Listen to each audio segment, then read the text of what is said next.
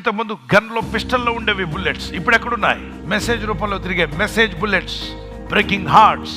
Just put a message and send a message and bullet స్పీడ్తో వెళ్ళిపోతుంది.